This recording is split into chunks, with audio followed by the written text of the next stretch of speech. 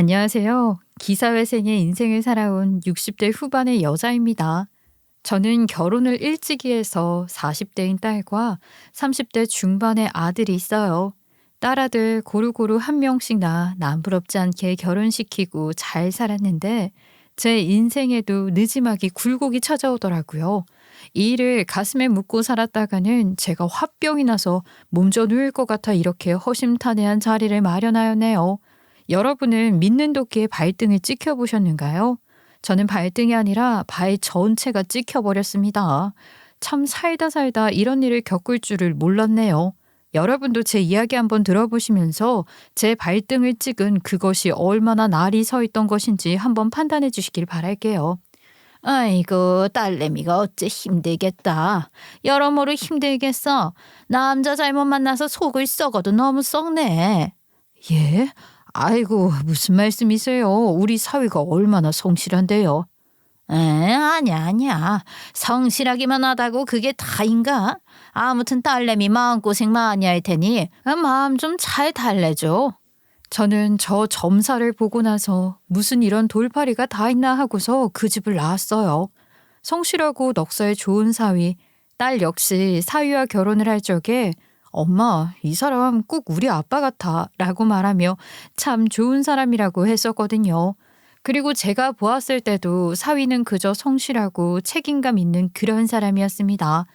딸은 결혼을 하고 나서 조금 늦게 첫 아이를 낳았어요.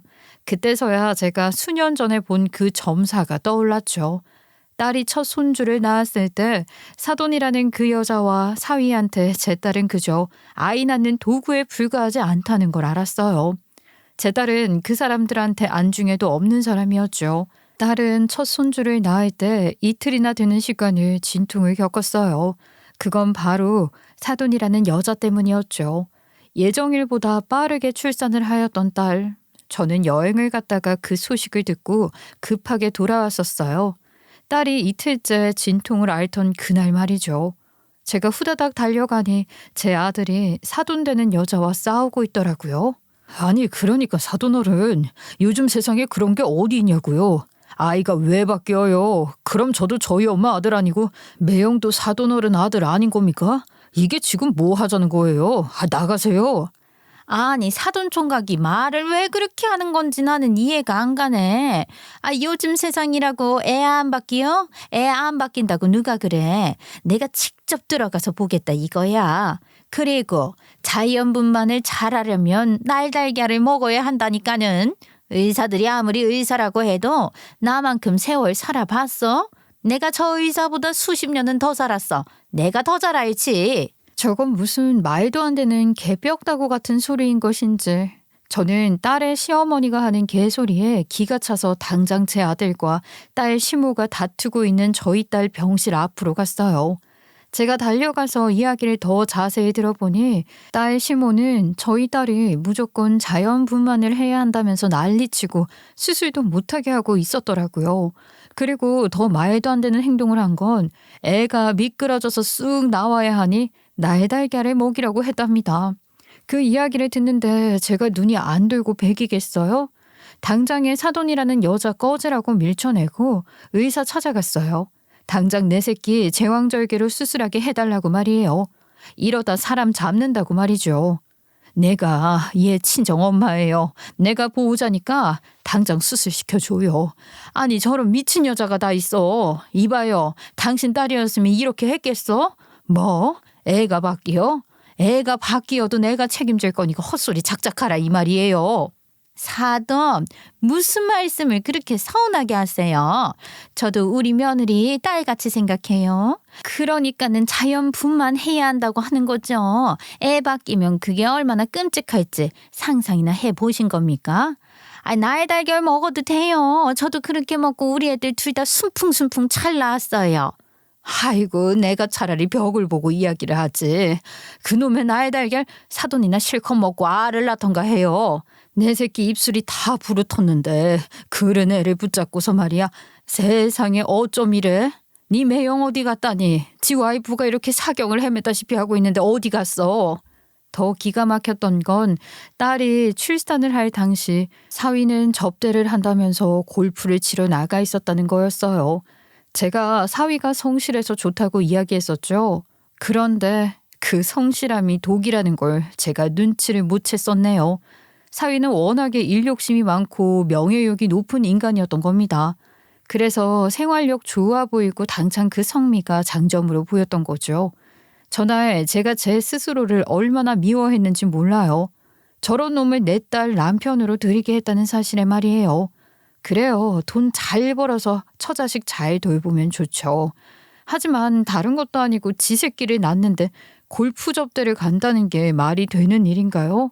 저는 계속해서 헛소리를 짓거리는 딸 시모를 밀쳐버리고 딸아이 수술을 진행시켰어요. 그리고는 사위라는 것한테 전화를 미친 듯이 걸었죠.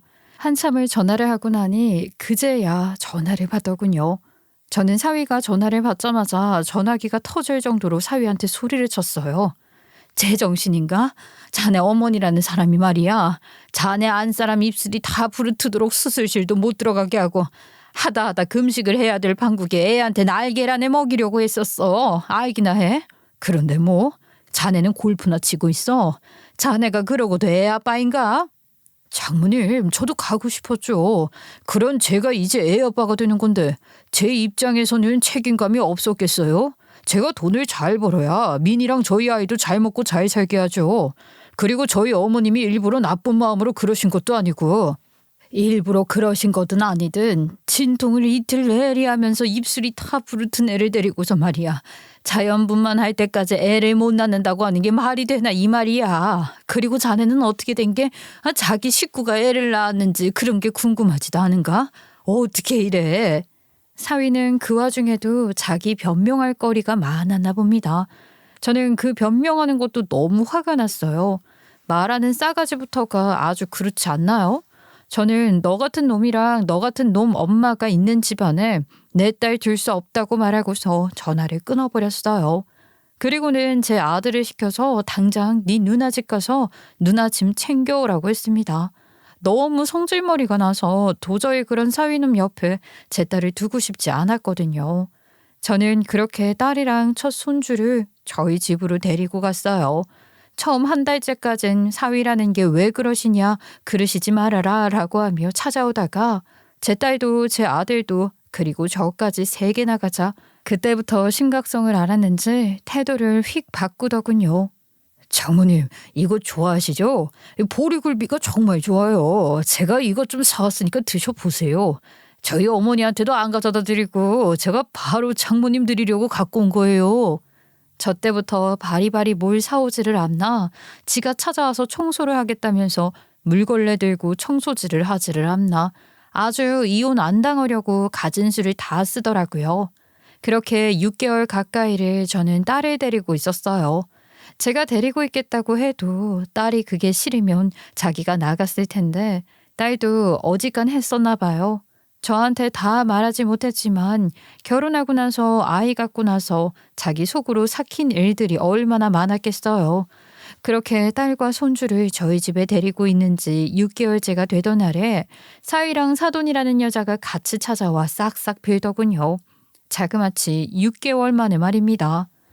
제가 아들놈 교육 잘못시켰습니다. 제가 예전에 둘째 아들을 한번 어릴 적에 잃어버렸던 일이 있었어요. 그래서인지 그 다음부터는 혹시나 애들이 어떻게 되는 건 아닐까 걱정이 많이 되더라고요.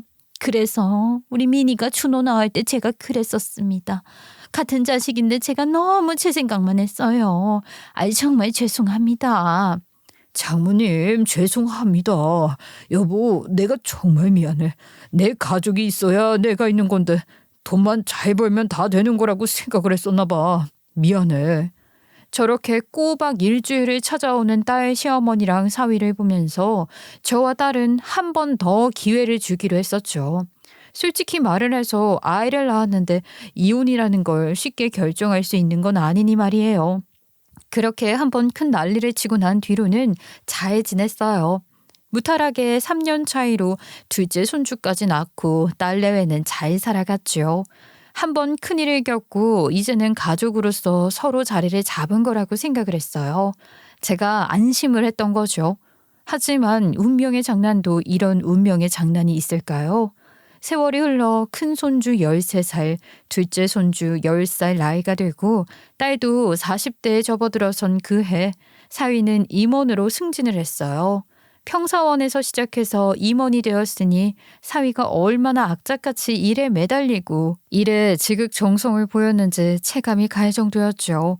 사업을 하고 있던 딸은 사업 수완으로 자식 둘 키우고 회사 다니는 지 남편 내조까지 했습니다. 사위가 싸바싸바를 아주 잘했거든요. 여러분도 대충 아실 거예요. 그런 게 돈도 많이 들어간다는 거 말입니다. 아니 무슨 애들 육성회비 내던 시절도 아니고 무슨 회사 생활하는데 이렇게 돈이 든다니. 그리고 네가 뭘 그렇게까지 돈을 써가면서 그래. 이서방 회사 생활 잘한다면서. 그러면 이렇게까지 할 거는 없을 거 아니야. 아니 무슨 상사 손녀 돌잔치까지 챙기냐. 아유 그렇게 힘들게 돈 벌어서는. 다 이렇게 해야 한다니까. 나도 이해가 안 돼. 무슨 우리 어릴 때 학교 선생님들한테 촌지 주던 시절도 아니고. 그래도 이렇게 안 하면 그 사람이 살아남을 수가 없잖아. 인맥이 있는 것도 아니고 뭐 좋은 백이 있는 것도 아니니까. 그래도 이렇게 하고 나면은 좀 달라지긴 하더라. 싸바싸바 하는 거 그것도 다 돈 들어가는 거 아시죠?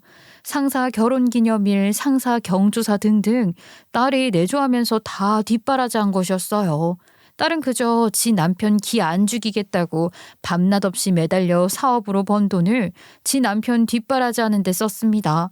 솔직히 말해서 사위 없이 딸 혼자였으면 더 돈 많이 벌었을 거예요. 딸 사업 수완이 정말 좋았거든요. 그래도 뭐 부부끼리 서로 같이 으쌰으쌰 하며 사는 거니 어찌 보면 딸이랑 사위 둘 다 서로 노력해서 사위가 임원으로 승진을 한 것이라고 할 수 있는 거죠.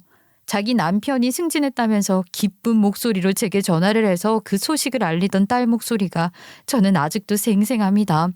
엄마 사위 대단하지? 준호 아빠가 잘할 줄 알았다니까.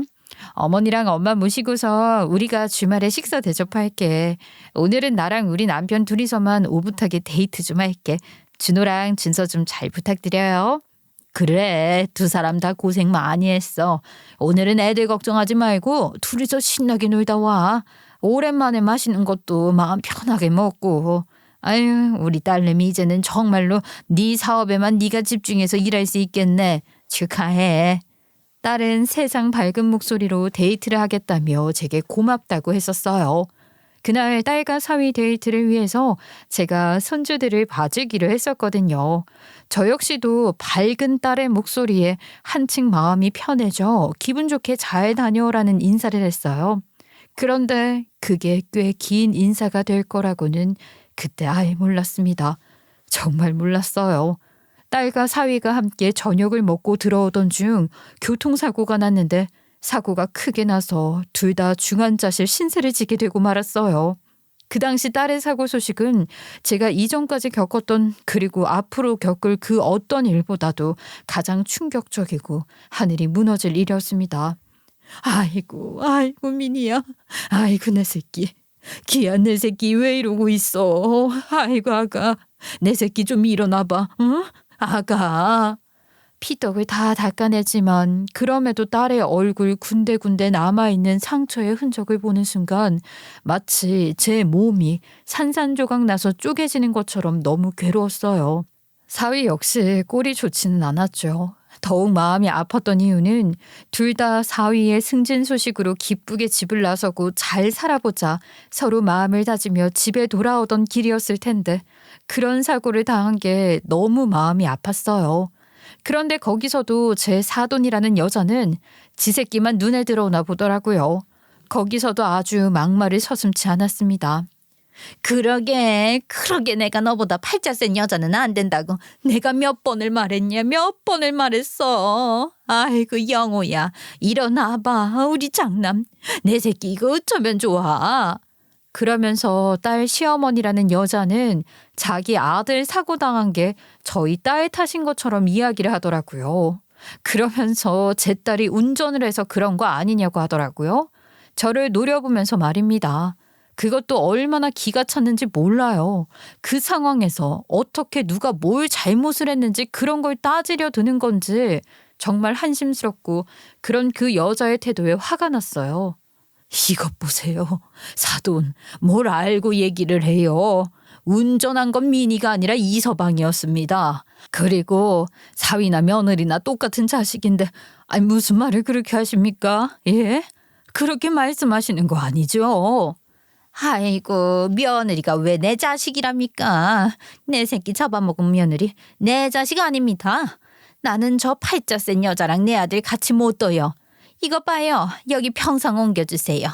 우리 아들내미 이 여자 옆에 있다가는 당장에 단명할 것 같으니까 당장 떨어뜨려 놔달라고요. 사돈이라는 사람은 저리 말도 안 되는 말을 하면서 악을 쓰더군요. 제 딸과 사위를 번갈아 보면서 옆자리에 둘이 나란히 누워있게 하고 싶지 않다면서 발악을 떨었어요. 안 된다고 하는 간호사들한테 정말 미친 듯이 생떼를 부려서는 자기 아들이랑 저희 딸 병상을 멀찌감치 떨어뜨려 놓았어요.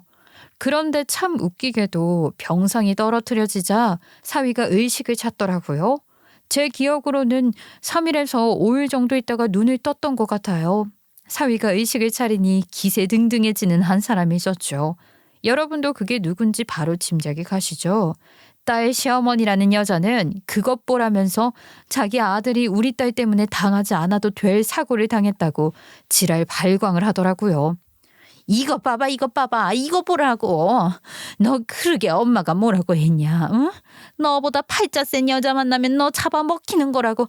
내가 얼마나 그 결혼 말렸었어. 네가 여자 하나 잘못 만나서 당하지 않아도 될 일을 당하고.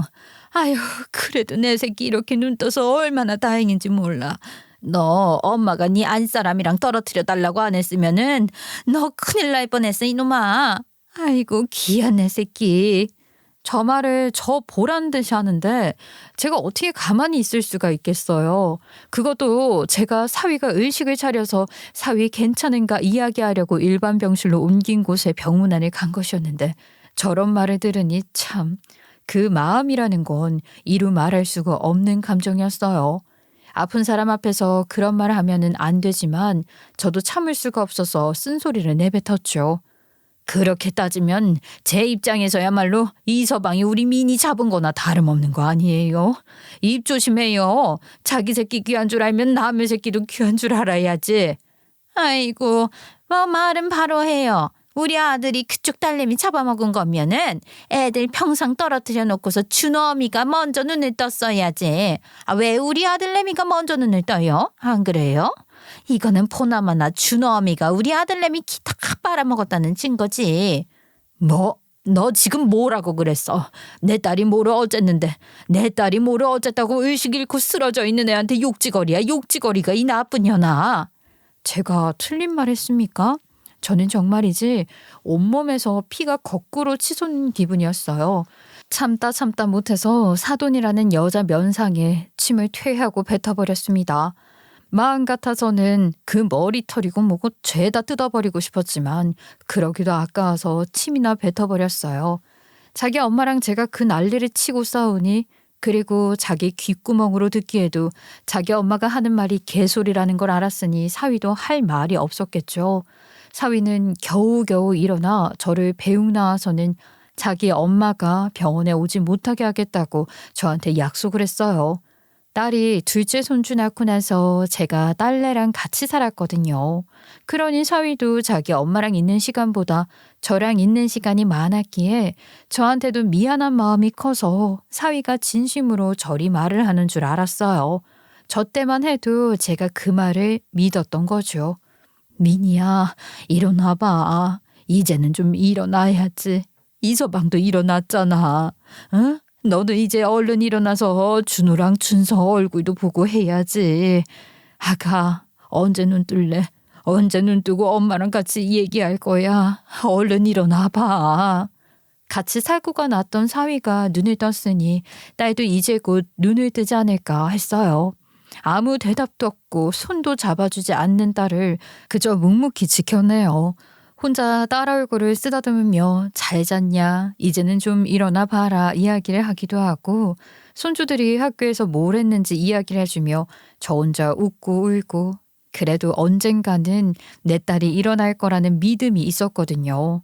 하지만 한 달이 지나고 두 달이 지나도 딸은 깨어날 기미를 보이지 않았어요. 그 와중에 사위는 서울로 거처를 옮겨야 한다고 했죠. 일 때문에 말입니다.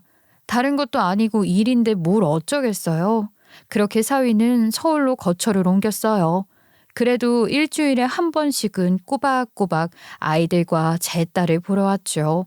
하지만 일주일이 2주가 되고 2주가 3주가 되고 점점 연락도 뜸해지면서 사위는 서서히 발길을 끊기 시작했어요. 준호 아빠가 오늘도 바빠서 못 왔어. 정말 미안하다고 하더라. 민희 너 보러 주말에는 꼭 온대.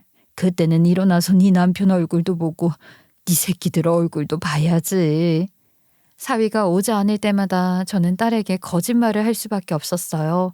어찌 보면 그 당시에 저는 사위가 점점 일부러 거리를 두고 있다는 걸 알면서도 설마 하니 제발 그러지는 말아라 라는 마음으로 딸에게 거짓말을 했던 것 같아요. 불안한 제 마음을 어떻게든 부정하고 싶어서 말이에요. 그런 저의 불안한 마음을 의식 잃고 쓰러져 있던 딸이 알았던 걸까요? 사고 이후 단 한 번도 꿈에 나와주지 않았던 딸이 한 번은 꿈에 나타나 주었어요. 아이고 민희야 내 새끼 너 왜 안 일어나? 응? 너 왜 안 일어나는 거야? 얼른 일어나자. 너 눈 뜨면 엄마가 정말 좋을 것 같아. 너 눈 뜨면 준호랑 준서가 얼마나 좋아하겠어. 제 꿈에 나타난 딸은 저를 바라보며 그저 환하게 웃어주었죠. 저는 그게 꿈인 줄 알았지만 딸한테 울며 불며 매달렸어요. 이제는 눈을 좀 뜨라고 말입니다. 저를 보고 환하게 웃던 딸은 금세 표정이 싹 굳어져서는 화를 내기 시작했었어요. 분명 엄청나게 화를 내고 있는데 딸이 내는 소리가 하나도 들리지 않는 겁니다. 마치 화면에서 송출되는 영상을 음소거한 느낌? 그런 모습이었죠. 딸은 제 뒤에 서 있는 무언가를 보고서 크게 화를 내고 있었어요. 저는 고개를 돌려 그걸 보고 싶었지만 볼 수도 없었고 딸아이가 지르는 소리는 들리지 않아 괴로워만 하다 그렇게 꿈에서 깨어났어요. 그리고 나니 병원에서 병실을 옮기겠다고 전화를 해오더군요.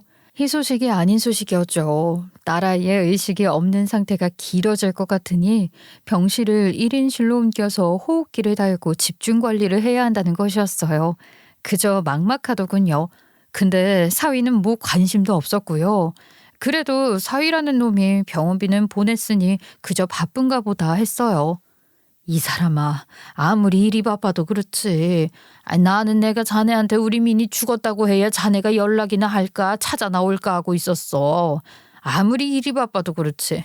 민이가 아무 말도 못하지만 자네를 얼마나 기다렸겠나. 응?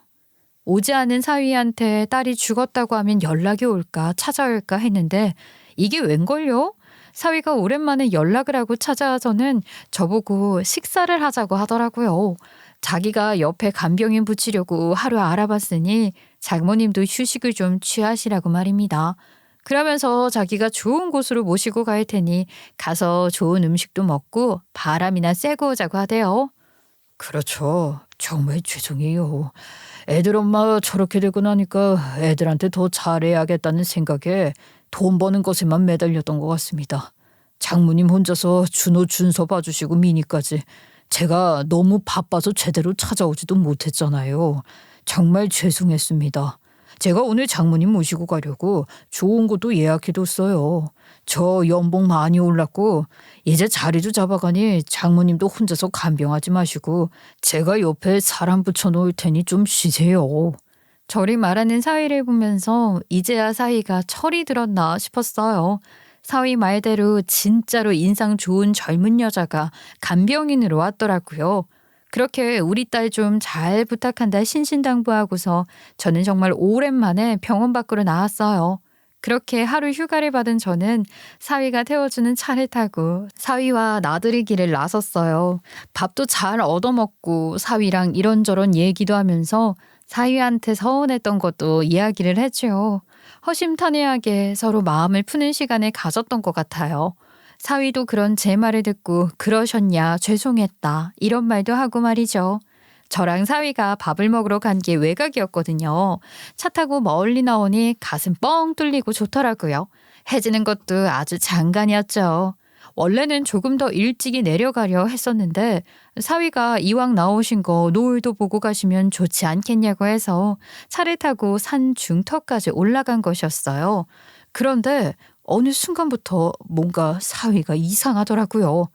왜 그러나? 무슨 일이라도 있는 거야? 급한 일 있으면 얼른 내려가자고. 나 오늘 덕분에 좋은 밥도 먹고 경치도 보고 잘 놀았어. 아, 예, 장모님. 제가 좀 급한 일이 생겼어요. 더 장모님 좋은 것도 많이 보여드리고 싶은데 이거 참 죄송합니다. 사위는 자꾸만 핸드폰을 흘끗흘끗 들여다보았어요. 아무래도 급한 일이 생긴 것 같길래 저는 이만 내려가자고 했죠.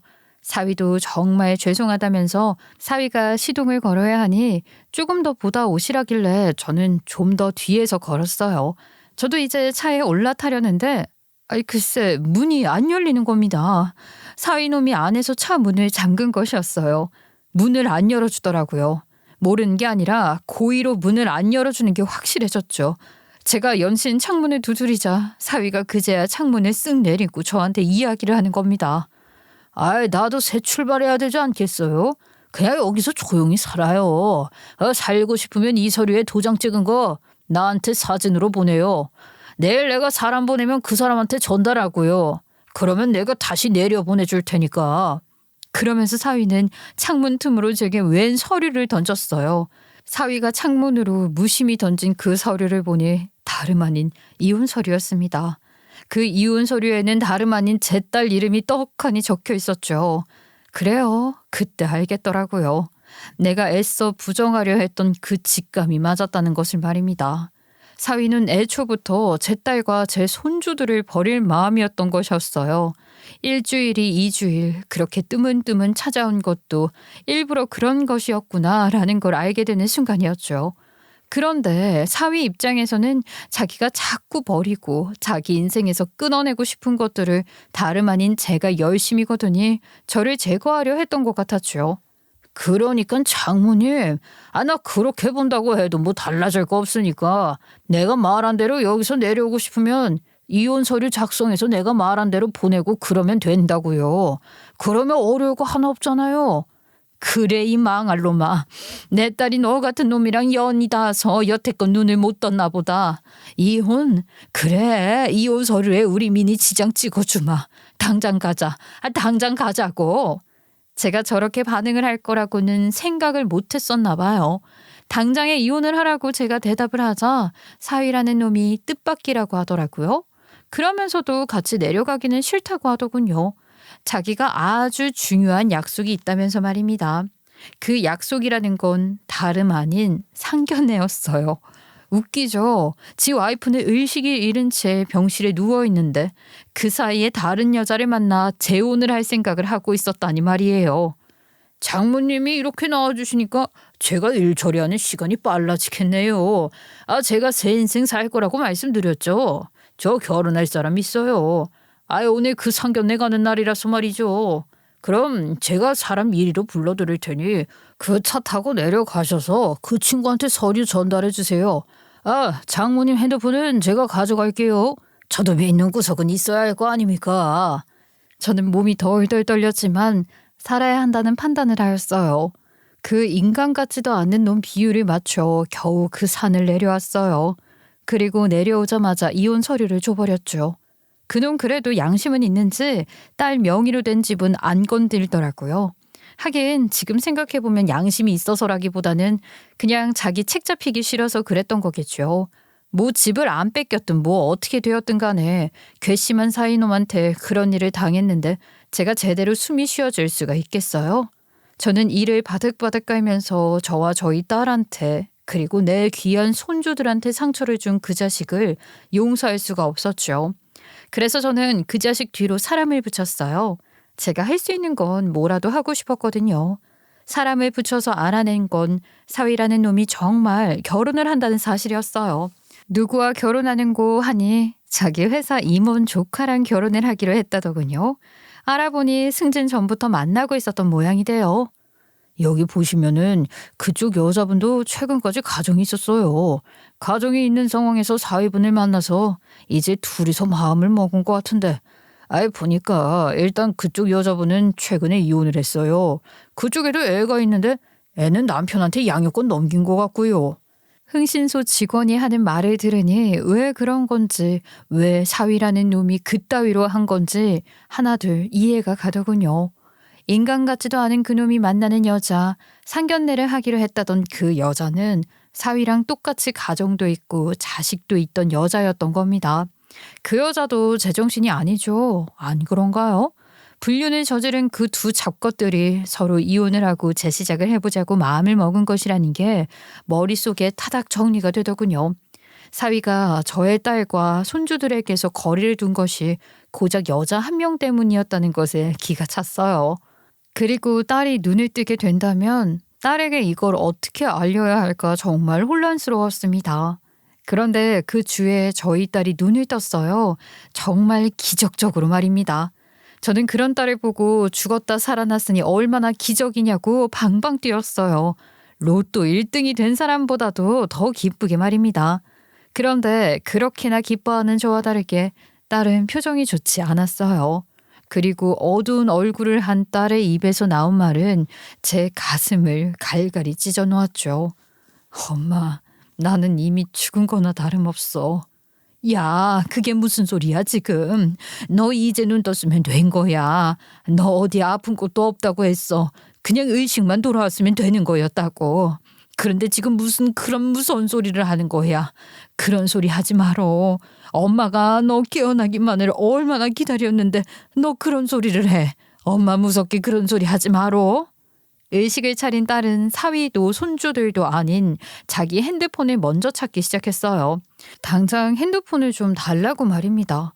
딸이 사고를 당했던 그 당시에 경찰에게서 받은 딸의 핸드폰을 잘 챙겨두었기에 저는 일단 그걸 꺼내서 건네줬어요. 딸은 덜덜 떨리는 손으로 핸드폰을 뒤지더니만 녹음 파일을 확인하더라고요. 그러면서 눈물이 그렁그렁해져서는 제게 그 내용을 들어보라며 핸드폰을 건네주는데요. 저는 그 내용을 듣는 순간 온몸에 소름이 끼치고 말았네요. 딸이 건네준 핸드폰, 그리고 그 속에 들어있던 내용은 사고 당시 딸과 사위가 나눴던 대화 내용이 녹음되어 있었죠. 내가 너한테는 미안하게 생각해. 그런데 너도 생각을 해봐라. 다음 레벨로 가려면 게임도 아이템이 필요하잖아. 내 인생도 이제 다음 레벨을 가야지. 그런데 그러기에는 너한테는 이제 얻을 게 없어. 자식들도 걸림돌이고. 어차피 너희 친정엄마 당신 손주들이면 끔찍이 아끼잖아. 그러니까 애들 걱정은 하지 말고 너 좋은 데로 가서 쉬어라. 그게 무슨 말이야. 속도 줄여 여보. 속도 줄이라고 준호 아빠. 속도 줄여. 그리고 딸의 간절한 호소에도 무시하고 속도를 밟는 듯한 자동차의 소리, 끊어지지 않는 딸의 비명, 그리고 사고 현장음이 들려왔어요. 그 소리를 모두 듣는데 저도 온몸이 덜덜 떨리더군요. 그제야 딸이 자기는 이미 죽은 것이나 다름없다고 했던 게 이해가 됐어요. 딸은 그제야 제 품에 안겨 저한테 엉엉 울면서 이야기를 했어요. 사실 그 사람 여자 있는 거 눈치채고 있었어. 그래도 애들 생각해서 잘 지내보려 했지. 그 사람이 승진했다고 밥 먹자고 할 때 그 사람이 이제는 마음 고쳐먹고 잘해보려고 한 건 줄 알고 따라 나선 거였어. 그런데 그 인간이 나를 그렇게 하려고. 딸 입에서 나온 말은 연이어서 계속 충격적인 말뿐이었어요. 맞아요. 사위는 그 모든 걸 다 계획하고 있었던 겁니다. 일부러 식사를 하자는 말을 건네면서 모든 걸 하나부터 열까지 다 계획적으로. 그 망할 놈이 제 피 같은 제 소중한 딸을 안 좋게 만들고 모든 걸 정리하려고 한 것이었어요. 그래도 우리 딸은 천만다행히 사위가 외도의 흔적을 풍길 때부터 늘 녹음 기능을 켜두고 생활을 했었다고 하더라고요. 그래서 그날 사고 당일의 대화 내용도 녹음을 할 수 있었던 거죠. 그렇게 딸이 갖고 있는 외도 증거, 그 인간 같지도 않은 놈이 세웠던 무시무시한 계획의 증거를 가지고 저는 딸과 함께 복수를 하기로 했어요. 근데 저는 참 궁금하더라고요. 사위가 자기 목숨을 바쳐서까지 우리 딸을 그렇게 만들 필요가 있을까 싶었는데 딸의 말이 사위는 다치지 않게끔 사고를 냈다고 했어요. 기가 찰 일이죠 뭐. 아이고 그 인간 같지도 않은 놈이랑 결혼하려고 지새끼 버리고 이혼한 그년도 제정신 아니다. 제정신이 아니야. 기어코 그 두 잡것들이 결혼을 하겠다고 하네. 아이 참 끼리끼리 만난다고 바퀴벌레만도 못한 두 것들이 자해도 만났네. 엄마 그런 거에 더 열낼 것도 없어. 그것들 당장에 내가 그날 가만 안 둘 거니까. 저와 딸은 흥신소 직원을 통해서 사위의 가면을 쓰고 있던 그 망할 놈이 새로운 여자와 재혼을 하는 그날도 알게 되었죠. 그것들 뭐 얼마나 자기네들이 신비로운 사람들이라고 가족들끼리만 모여서 재혼식을 진행한다더라고요. 이미 사위놈은 제 딸과 이혼을 처리한 상황이었기에 저와 딸은 딸을 위험하게 하려 했던 사위의 행동에 대한 죄를 물기로 작정을 했어요. 그 죄를 아주 제대로 물게 해주려고 말입니다. 그래서 그 증거를 가지고서 재혼식장에 잠입을 했죠. 정확히 재혼식이 시작되는 그 시간에 맞춰 그 장소 안으로 들어섰어요. 그 안으로 들어서기 전까지 얼마나 떨렸는지 몰라요. 딸과 함께 그것들이 들어가 앉아있는 룸 바로 앞에 서 있는데 그 방 안에서 결혼을 축하합니다라고 자기네들끼리 하하호호하는 소리가 들려왔어요. 저는 그 이야기를 듣는 순간부터 손이며 다리가 벌벌 떨렸죠. 너무 화가 나서 말이에요. 저도 그런데 제 딸은 오죽했겠어요? 그런데 그 순간이었죠. 어머, 미니야. 누나. 이 망할 놈아, 이 개자식아. 그 순간 딸아이는 그 문을 뻥 걷어차고 그 안으로 들어섰어요. 딸의 갑작스러운 행동에 놀란 것도 잠시 저와 아들도 딸 뒤를 따라 함께 그 안으로 들어섰습니다. 당연히 여전하게도 식물인간 상태일 거라고 생각을 했던 건지 멀쩡히 두 발로 걸어 들어간 제 딸을 본 사위놈과 그놈 엄마라는 여자는 귀신을 마주한 것처럼 사색이 되어 있었죠. 여보. 누가 네 여보야? 여보는? 왜? 내가 이렇게 올 줄 몰랐어. 그러게 나도 네가 나 어떻게 해보겠다고 미친 것처럼 차 엑셀 밟았을 때 이제는 다 끝났다고 생각했었지. 그런데 하늘도 나보고 이렇게 가는 건 아니라고 나 기회준 것 같더라. 네가 어떻게 이럴 수가 있어.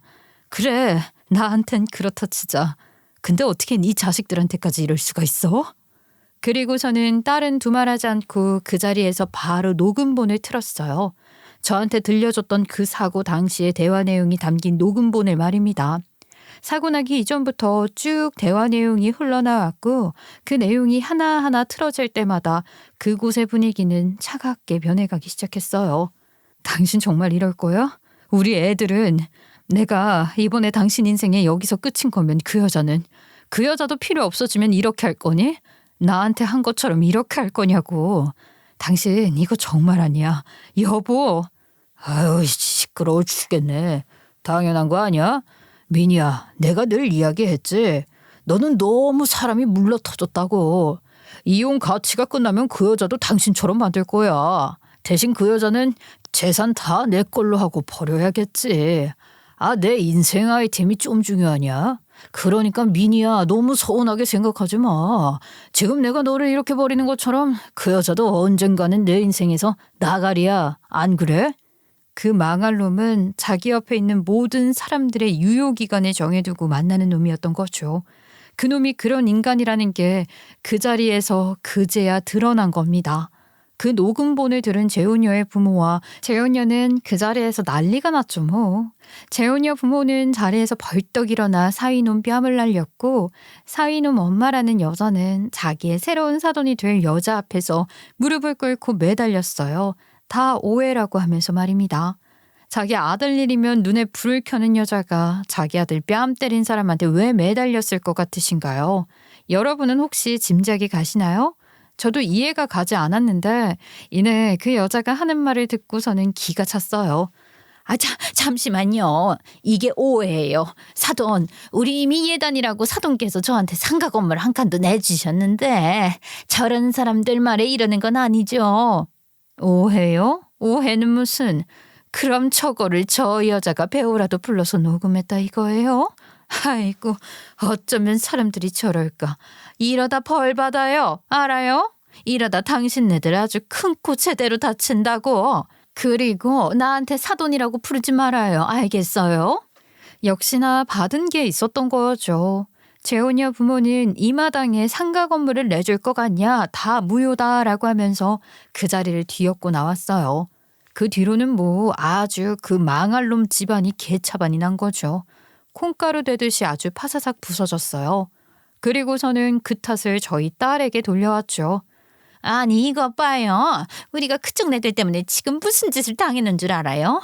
당신네들이 그렇게 찾아와서는 우리 아들 지금 고소당했어요. 알기나 해요. 그 사람들이 우리 아들을 고소를 했다고. 고소당할 만하니까 고소를 했겠지. 당연히 고소해야지. 머리가 정상인 인간들이면 자기 딸내미 뒤통수 치려고 하는 놈 당연히 고소를 해야지. 나 같아도 고소했어. 알아? 그리고 나랑 우리 딸도 당신네들 그 귀한 아들 고소할 거니까 그런 줄 알라고. 아니 고소? 무슨 고소? 이미 이혼해서 갈라진 마당에 무슨 고소? 당신이 뭐라고 내 아들 앞길을 막아 자꾸? 저는 정신 나간 이전 사돈의 말에 이성이 끊기고 말았어요. 수화기 너머로 평생을 다해도 하지 못할 욕을 퍼부었어요. 그리고 이야기했죠. 당신이랑 당신 아들이라는 놈은 대체 뭐하는 인간들이길래 귀한 내 자식 인생 앞길을 막다 못해 끊어버리려 했냐고 말이에요. 그렇게 말하니까 자기 아들이 설마 하니 정말 그러려고 그 사고를 냈겠냐고 하더라고요. 그리고 그거 증거 있어요? 뭐 그 대화 내용 녹음된 거 거기에 우리 아들이 직접적으로 얘기를 했었냐고. 걔가 직접적으로 언급을 했어? 안 했잖아. 안 했어. 그냥 이혼하자는 말 돌려서 한 거 아니야. 그러다 사고 난 거고. 그게 왜 우리 아들이 대체 무슨 잘못을 했다고 모녀가 쌍으로 지랄들인 건데. 지랄들? 그래, 너 어디 한번 내가 지랄병이 뭔지 제대로 보여줄게. 알기나 해? 내 딸 눈에 피눈물 나게 한 것들 내가 가만히 둘 것 같냐고. 어디 너랑 네 아들 어디까지 큰 소리치나 한번 두고 보자. 재혼녀와 재혼녀 부모는 저의 사위였던 그놈을 혼인 빙자로 고소를 했었나 봅니다. 그 고소장을 받은 딸 전 시어머니라는 여자가 전화를 해와서는 제게 난리를 쳤었어요. 저는 절대 지지 않죠. 내 딸 인생 막아먹으려고 하는 것들 절대로 가만 안 두죠. 저 역시 이를 악물었어요. 딸도 자식이 둘이나 있는 엄마로서 이를 악물었죠. 저와 딸은 그 망할 놈에게 저희 딸을 위험하게 하려고 했던 죄, 그리고 우리 손주들 양육비까지 걸고 넘어졌어요. 그리고 현재도 그 재판은 진행 중이죠. 그 와중에 찌질함에 극을 달리더라고요. 장모님, 저예요. 장모? 누가 네 장모야 이 망할 놈이 말이야? 그딴 더러운 소리 하지도 말어. 누가 네 장모야 장모는? 장모님, 제가 정말 잘못했습니다. 제가 순간적으로 돈에 눈이 멀어서 정신이 나갔었나 봅니다. 정말 죄송해요, 장모님. 저 회사에서 잘렸어요. 그 여자 삼촌이 저 제대로 망하게 할 거라고 징계위원회 열더니만 장모님, 저 정말 힘들어요. 당장 변호사 선임료도 못 내게 생겨서 대출받아야 할 판입니다. 이전 사이였던 그 망할 놈 임원 조카한테 그 짓을 했으니 회사에서도 잘렸다더라고요. 전화를 해와서는 그런 소리를 하더라고요. 자기가 정말 너무너무 힘들다나요? 그러면서 양육비라도 좀 어떻게 해줄 수 없냐고 하는 거예요. 그거 진짜 정신 나간 놈 아닙니까? 다른 것도 아니고 지 새끼들 자라는데 필요한 양육비를 참네 할 말이 없더군요. 대출? 그럼 대출 받아. 대출도 받고 네 집도 팔고 네 엄마 집도 팔고 네 차도 팔고. 왜? 양심은 팔아먹은 놈이 그런 건 또 못 팔겠냐? 어? 이 천하의 나쁜 놈아. 지금도 모르겠지? 네가 팔아먹은 양심이 네 돈이고 집이고 차고 그딴 것보다 더 큰 거야. 알아? 나는 너 같은 놈한테 일절 뭐 용서해주고 선처해줄 생각 없으니까 이딴 전화 그만해. 망할 놈. 지금도 그 자식을 생각하면 자다가도 제가 벌떡 일어납니다. 결혼 생활 내내 성실하게 아이들 돌보고 지 사업해서 남편 뒷바라지 했던 제 딸한테 그런 식으로 뒤통수를 치고 저를 산해버리고 오려고 했던 그 놈을 도저히 용서할 수가 없어서 말이죠. 제가 이야기를 처음 시작하던 때에 믿는 도끼에 발등 찍혔습니다 라고 말씀드렸던 거 기억하시죠? 정말 믿는 도끼에 발등 찍힌 격 아닌가요? 저는 절대로 그놈과 그놈 엄마를 용서하지 않을 거예요. 어디 한번 남의 귀한 딸 피눈물 나게 한 죄값 치러보게 할 작정입니다. 아유, 그래도 이렇게 여기서 제 안에 있던 이야기를 마구 쏟아내고 나니 잠시나마 속이 후련해지네요. 오늘 저의 이야기를 들으면서 여러분도 너무 열불나게 만든 것은 아닌지 뒤늦게 걱정이 됩니다. 그래도 조만간 그 망할 놈이 자기 벌 제대로 받았다는 소식 듣고 여러분의 마음에 사이다 한 잔 따라드리러 올게요. 잠시나마 저의 투정을 받아주셔서 감사합니다. 여러분은 꼭 좋은 인연들만 만나시길 바랄게요. 안녕히 계세요.